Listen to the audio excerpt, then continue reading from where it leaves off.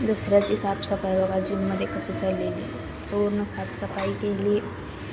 म्हणजे ते एकटेच करतात सोडा रोज सगळे, आम्ही काय तसलं करत नाही. पण एका दिवसात सगळं करायचं होतं म्हणताना मी पण थोडं ताईंना मदत केली. त्यामुळं मी डंबल्स पुसत मशीन पुसत बसलेलो, त्यांनी बाकीचं करत बसलेले सगळे जाळ्या वगैरे काढायचं. दुसऱ्या दिवशी सरांनी आम्हाला 7 वाजता बोलवलं. सरांचं 6 वाजल्यापासून फोन, जिमला कधी येणार आहे, जिमला कधी येणार आहे.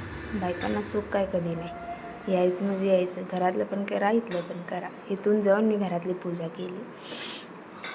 आणि बघा जिममधली पूजा हे असं पिंडीसारखं सर करायला लावतात.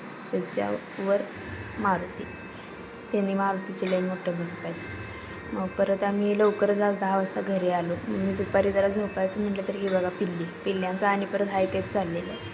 नुसतं भांडतात, भांडण्याशिवाय यांना काही येत नाही. एवढं भांडतात ना, काय विचारायला नको. एकामेकांना पाडून पाडून मारतात. आणि भांडून झाल्यावर हे बघा मांडीवर माझ्या काय चालले, हे नखरा असा असतो.